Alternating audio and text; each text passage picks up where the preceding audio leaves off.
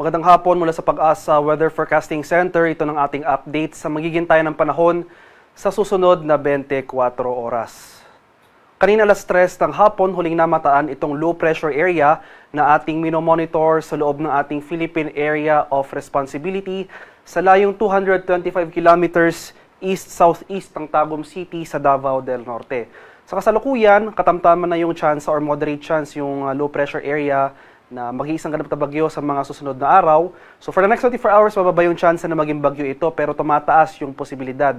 Kaya patuloy tayong mag-monitor ng mga susunod na updates para sa natukoy na sama ng panahon.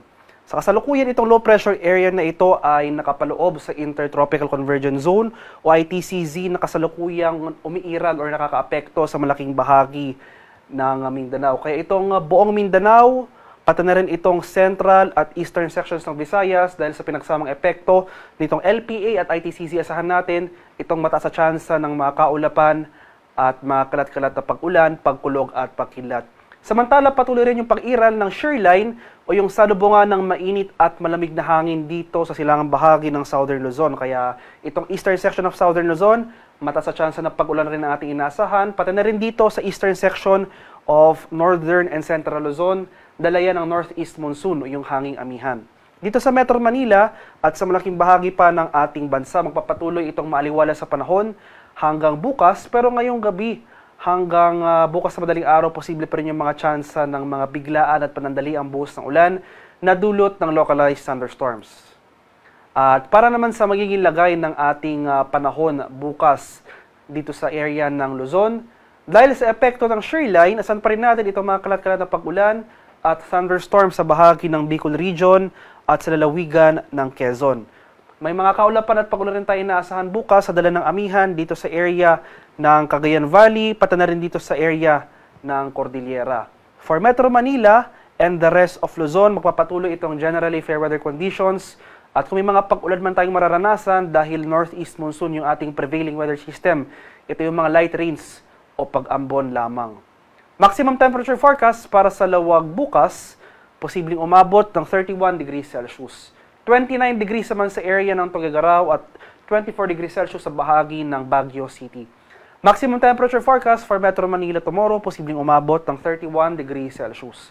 30 degrees naman sa bahagi ng Legazpi at 29 degrees sa area ng Tagaytay. Sa bahagi naman ng Palawan, Visayas at sa Mindanao, dahil sa patuloy na pag-iral nitong low pressure area na nakapaloob sa ITCZ. Dahil sa low pressure area, asan natin mataas sa tsansa ng mga kaulapan at mga kalat-kalat na pag-ulan, pakulog at pagkidlat sa mga rehiyon ng Caraga, pati na rin dito sa Davao Region. At dahil lang sa patuloy na pag-iral ng ITCZ, dito sa area ng Mindanao, mataas sa tsansa ng pag-ulan na ating inaasahan sa mga rehiyon ng Northern Mindanao, pati na rin dito sa area ng Zamboanga Peninsula, sa bahagi ng Socsargen, pati na rin sa Barm. At mataas sa tsansa rin ng mga pag-ulan na ating inaasahan na dala ng ITCZ sa bahagi ng Negros Island Region, pati na rin dito sa Central Visayas at Eastern Visayas. Kaya sa mga nabanggit na lugar, particular na sa Central and Eastern sections ng Visayas at sa Mindanao, magkanda tayo sa mga posibleng banta ng pagbaha at pagguho ng lupa, lalong-lalo na kung tuloy-tuloy ang pag-ulan na ating mararanasan. Sa nalalabing bahagi ng Visayas ay makapatuloy itong maaliwala sa panahon, maliban na lamang sa mga tsansa ng isolated rain showers or localized thunderstorms. At dahil hindi nga natin tinatanggal yung posibilidad nitong low pressure area na mamuo bilang isang bagyo sa mga sunod na araw, itong eastern section ng Mindanao sa mga rehiyon ng Caraga at Davao Region, particular na itong mga bayan o itong mga probinsya ng Dinagat Islands, Surigao Provinces, pati rin dito sa Davao Oriental. Inaasahan natin na magpapatuloy itong mga malalakas na pag-ulan na dala ng low pressure area, maging bagyo man ito or hindi. Kaya maging handa tayo at alerto sa mga banta ng pagbaha at pagbuho ng lupa, lalong-lalo na kung tuloy-tuloy ang pag-ulan na ating mararanasan, especially sa susunod na 3 araw. Maximum temperature forecast para sa Kalayaan Islands at Puerto Princesa ngayong araw, posibleng umabot ng 32 degrees Celsius. 31 degrees naman sa area ng Iloilo at 31 degrees Celsius rin dito sa area ng Cebu at sa Tacloban. Maximum temperature forecast para sa Cagayan de Oro bukas, posibleng umabot ng 31 degrees Celsius. 31 degrees rin sa bahagi ng Davao at 32 degrees Celsius sa bahagi ng Zamboanga. Sa kalagayan nating karagatan sa kasalukuyan, wala na tayong nakataas na gale warning sa anumang baybay na ating kapuluan. Ngunit iba yung pag-ingat pa rin sa ating mga kababayan na maglalayag dahil maalong karagatan ang ating inaasahan dito sa northern or sa mga dagat baybay ng northern and central Luzon. Samantala, moderate to rough sea conditions or katamtaman hanggang sa maalong karagatan ang ating inaasahan sa nalalabing bahagi ng Luzon at sa silangang bahagi ng Visayas at sa Mindanao. At para naman sa ating 3-day weather outlook sa mga piling syudad ng ating bansa, for the next 3 days, malaking bahagi ng northern at central Luzon magpapatuloy itong maaliwalas sa panahon. Generally fair weather conditions, at dahil patuloy ngayong pag-iral ng amihan, maliit yung tsansa ng ating thunderstorm activity. So yung mga pagulan na lamang na light rains o pag-ambo na dala ng amihan na ating inaasahan sa mga area ng Metro Manila at Baguio. Samantala, para sa bahagi ng Bicol Region at malaking bahagi pa ng Southern Luzon, o itong eastern section ng Southern Luzon. Asahan natin itong mataas na tsansa ng mga pag-ulan at kaulapan for the next 3 days. Dala pa rin yan ng shear line o yung salubungan ng mainit at malamig na hangin. Agwat ang temperatura sa Metro Manila sa susunod na 3 araw, posibleng umabot ng, or posibleng maglaro mula 24 to 30 degrees Celsius.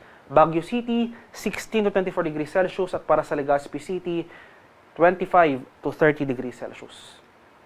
Sa bahagi naman ng Visayas, dahil inasan nga natin yung patuloy na paglapit nitong low pressure area o yung generally pakanluran na pagdalo nitong low pressure area sa ating kalupaan sa area ng Visayas at Mindanao.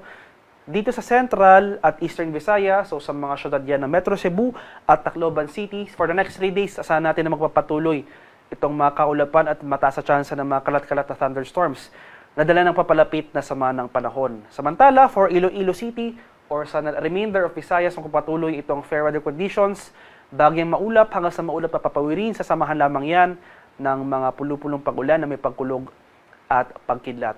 Temperature forecast para sa Metro Cebu for the next 3 days ay posibleng maglaro mula 25 to 31 degrees Celsius.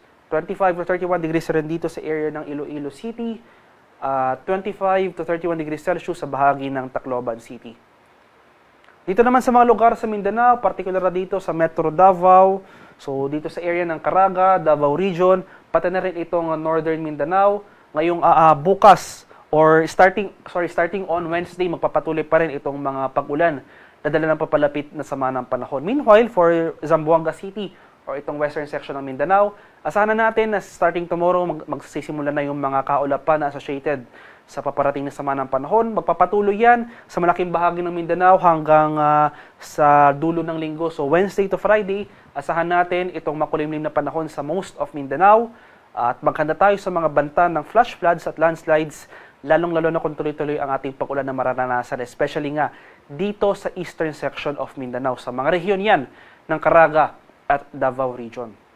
Temperature forecast para sa Metro Davao for the next 3 days ay posibleng maglaro mula 25 to 31 degrees Celsius. 23 to 30 degrees sa area ng Cagayan de Oro City, 25 to 32 degrees Celsius sa bahagi ng Zamboanga City.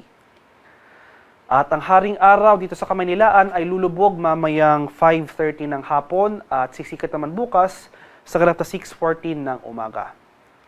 At para sa karagdagang impormasyon tungkol sa ulat panahon, lalong-lalo na sa ating mga heavy rainfall warnings o yung mga rainfall advisories sa posibleng i-issue ng ating Pag-asa Regional Centers, sa ating mga lokalidad ay follow kami sa aming social media accounts at DUST_Pag-asa.